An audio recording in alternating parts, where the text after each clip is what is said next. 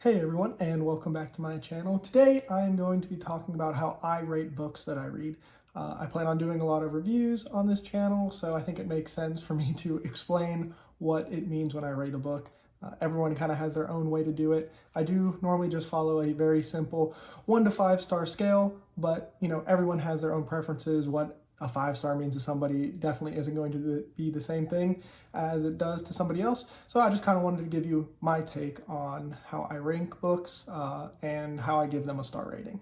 I initially based my rankings off of just a star rating on Goodreads, and that it's really simple. I think 5 star means you loved it, 4 star means you really liked it, 3 star means you liked it, 2 star means you didn't like it, and 1 star means you hated it. And that is really the basic formula that I use to rank books. Now, I'm also a very hard star giver, if that makes sense. I do not give out 5 stars very easily.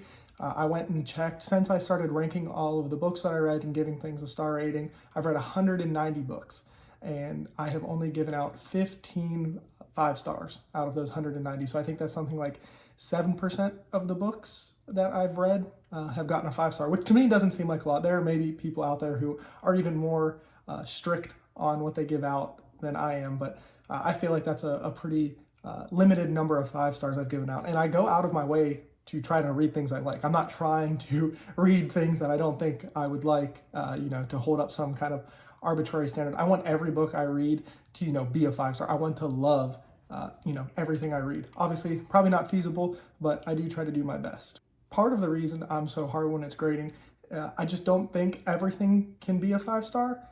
If that makes sense, I almost think about it like a bell curve. The the highest percentages is a small amount, and the same with the lowest amount of percentages. I think I've only given out 2 1 stars out of those 190 books, so I'm kind of on the extremes with both of them, and I do think that most of them kind of fall in the middle at like a 3-4 star kind of ranking. I've mentioned these 5 star books, so to me, all these 5 star books are books that I do love.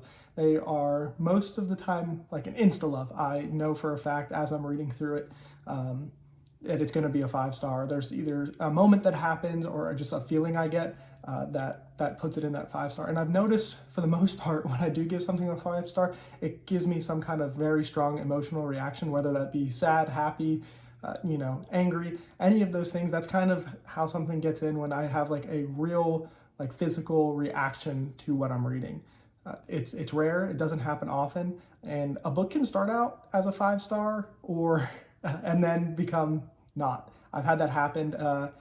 Most recently, I remember reading The Godfather last year, and the first like 40% of that book was just amazing. And it stayed amazing, but it didn't stay at that like 5 star level. So not only does it have to have those moments, but it needs to be pretty consistent from the beginning to the end.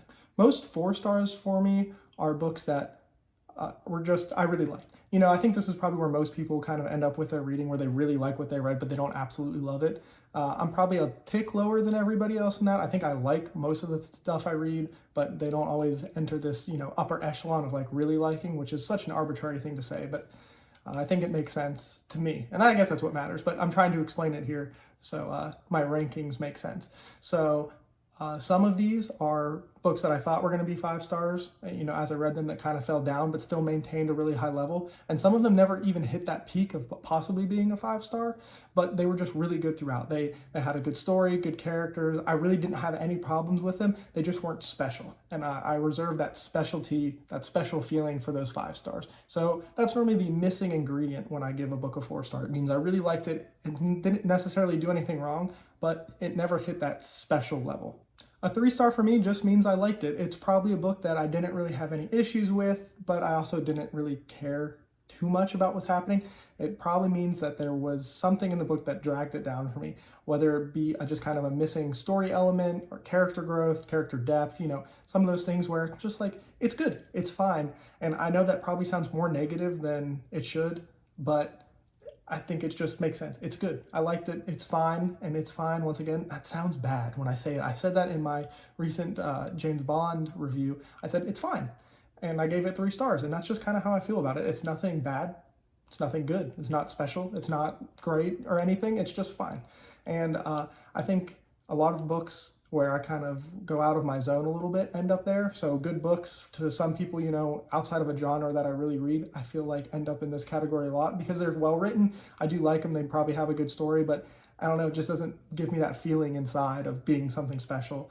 I have a lot of stuff in that 3-star range, and I try to read stuff that I think will be a little bit above a 3-star. When I read a 3-star or anything lower than a 3-star, that's when I know I missed. And so a 3-star is still a good book to me. It's still a book that I probably would recommend to most people because I know it's not going to flop for the majority. But you know, it is definitely a distinction between a 4-star. A 4-star, it just has that special feeling inside, and a 3-star is kind of just missing that charm that a book has. And I use that phrasing a lot when I talk about books, the charm that it has, and that can mean a lot of different things. But normally it's like a soul. It's hard to describe, but a 3-star is normally kind of missing that function in a book. Now, when we get to 2 stars, that means I just didn't like the book. It doesn't mean I hated it. It just means I didn't like it. It probably lost me at the end. Maybe it just had a poor ending. That can definitely drag a book down.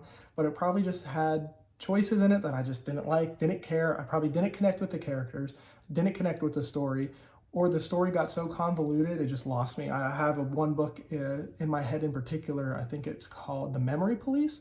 I think it's a pretty highly rated Japanese novel. It's kind of in like the dystopian 1984-ish kind of genre, and for a lot of the book I thought it was fine, and then at the end it just lost me, and it just didn't stay. And that's kind of what a 2-star is to me. I didn't like it.